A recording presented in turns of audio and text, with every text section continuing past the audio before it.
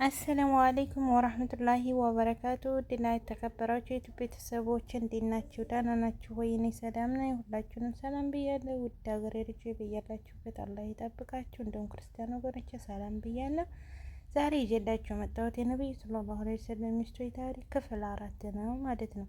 የዘይነብ ቢንት ጀሒር ረዲየላሁ አን እና የረሱል ሰለላሁ ዐለይሂ ወሰለም ጋብቻ አላህ ሱብሃነሁ ወተዓላ በቅዱስ ቁርአን ተርኮልናል። ዘይነብ ቢንት ጀሕሺ ረዲየላሁ ዐንሃ የነቢዩ ሰለላሁ ዐለይሂ ወሰለም የአክስት ልጅ ስትሆን እናቷ ኡማም የነቢዩ ሰለላሁ ዐለይሂ ወሰለም የአባታቸው እህት ነች።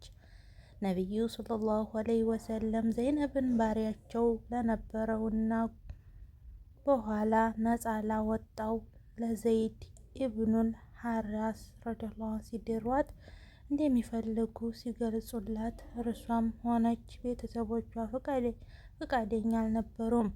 ሆኖም ግን ነብዩ ሰለላሁ ዐለይሂ ወሰለም እኔ ግን ይህንን ላንቺ ጥሩ ለመሆን ወድጄልሻለሁ በማለት ሊያግባቧት ሞከሩ። እርሷም ግን እንደዚህ አለች፣ የአላህ መልእክተኛ ሆይ ሰለላሁ ዐለይሂ ወሰለም እኔ ይህንን ጋብቻ አልወደድኩትም።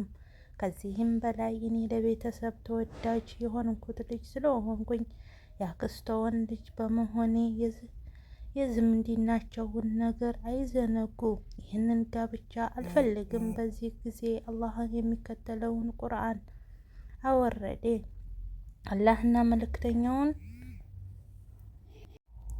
አላህና መልእክተኛውን ነገሩን ለፈረደ ጊዜ ለሙእሚናን ከነገራቸው ለእርስዎ ምርጫ ሊኖራቸው አይገባም። የአላህና የመልእክተኛውንም ትዕዛዝ የጣሰ ሰው ግልጽ የሆነ መሳሳት በእርግጥም ተሳስቷል። አልአሕዛብ 36 ይህንን የቁርአን አንቀጽ ከወረደ በኋላ ዘይነብ የአላህና መልእክተኛውን ሰለላሁ ዐለይሂ ወሰለም ትዕዛዝ ማክበር ስለነበረባት ዘንድ አገባች። የእስላም የሰዎች ደረጃ በዘረጋ በደንብ ሳይሆን የሚፈረጀው ለአላህ ባላቸው ቀረቤታ እንደሆነም ሰውን ይህንን የዚህኛውን ጎሳ ነው ይሄኛው ደግሞ ዘሩ እንዲሆን ነው ብሎ ሰውን ዝቅ ማድረግ ፈጽሞ አይቀበልም። የሆነው ሆኖ የዘይድና የዘይነብ ትዳር አልሰመረም። በመካከላቸው ሰላምና ደስታ ጠፋ። ዘይነብ ከከፍተኛ የህብረተሰቡ ክፍል የመገኘቷ ያህል በአንድ ወቅት በባርነት ተፈልግሎ ከኸዲጃ ረዲየላሁ ዐንሃ ቤት የኖረውንና በኋላም በነቢዩ ሰለላሁ ዐለይሂ ወሰለም በንብረትነት ተላልፎ ከተሰጠው በኋላ ነፃ የተደረገው ዘይድ በቀን አይን መመልከት ጀመረች።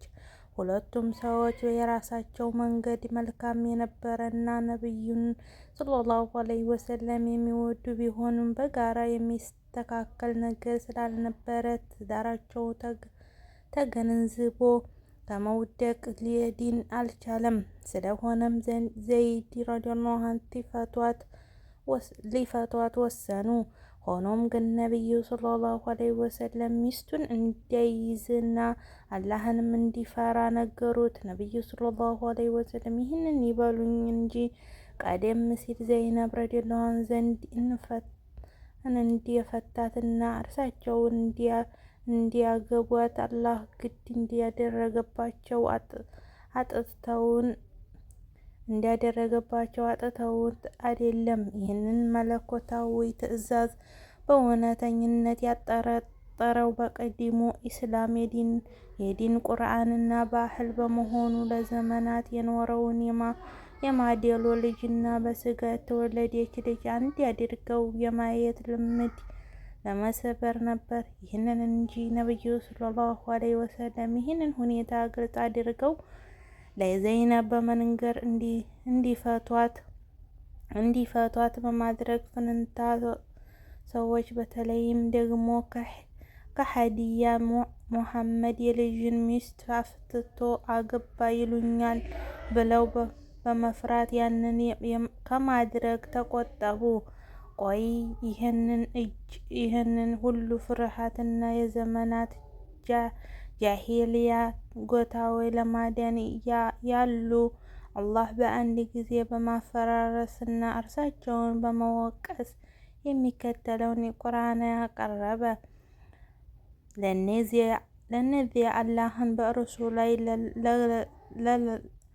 ለለገሱና አንተ ነፃ በማውጣት በእርሱ ላይ ለለገሱ ሰዎች ዘንድ አላህ ገላጭ የሆነ ነገር በነፍሱ ውስጥ የምትደብቅና አላህ ፍትዋን ይልቅ የተገባ ሲሆን ሰዎችን የምትፈራ ሆና ሚስትን ባንተ ዘንድ ያዝ። ከመፍታት አላህንም ፍራ። በሞት ጊዜ አስታውስ። ዘይድ ከእርሷ ጉዳይ በፍጹም ጊዜ ፈላጊ አርክቶ ፈታትና ኢዳዋን በመጨረስ ጊዜ በምእመናቶች ላይ ልጅ አድርገው ባስተጓጎሏቸው ሰዎች ሚስቶች ከእርሰው ጉዳይ በፍጹም ጊዜ በማግባት ችግር እንዳይኖርባቸው እርሰው አግባብንህን የአላህም ትእዛዝ ተፈጸመ ነው። አልአሕዛብ እንዲህ ከላይ በተጠቀሰው ሁኔታ ነበር ዘይነብ ረዲየላሁ ዐንሃ ከነቢዩ ሰለላሁ ዐለይሂ ወሰለም ጋር የተጋባችው።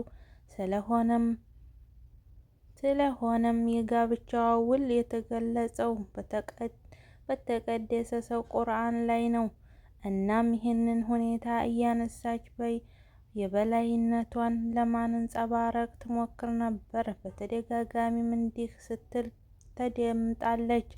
የእናንተ የጋብቻ ውል ያለቃቁትና የተዋዋሉት ቤተሰቦቻችሁ ሲሆኑ የእኔ ግን ከአርሹ በላይ የሆነው አላህ ነው። በሌላ ዘገድ ደግሞ አላህ የእኔ ጋብቻ ከሰማይ ሆኖ ነው የጸደቀው ብላለች። ዘይነብ ረዲየላሁ ዐንሃ በእምነቷ የተመሰጠች አላህን ፈሪ እውነተኛና ቸር ነበረች። የእጅግ ስራና የዲዓ ጥበባት እውቀት ስለነበራትም ያንን እየሰራች የምታገኘው ገንዘብ ዲኖቿንና ወላጆቿን አልባ ልጆቿን ትረዳ ነበረ። አይሻ ረዲየላሁ ዐንሃ እንዲህ ትላለች፣ አንድ ጊዜ ነቢዩ ሰለላሁ ዐለይሂ ወሰለም እንዲህ ብለው ነበረ፣ ከባለቤቴ ሁሉ ከእኔ በኋላ የምትሞተው እጅ ረዥሟ ነው። ከዚያም ከነቢዩ ሰለላሁ ዐለይሂ ወሰለም ሞት በኋላ ሁላችንም አንድ ላይ ተሰብስበን እጃችንን እያስተያየን የማንኛችን እንደሚረዝም እንለካ ነበር።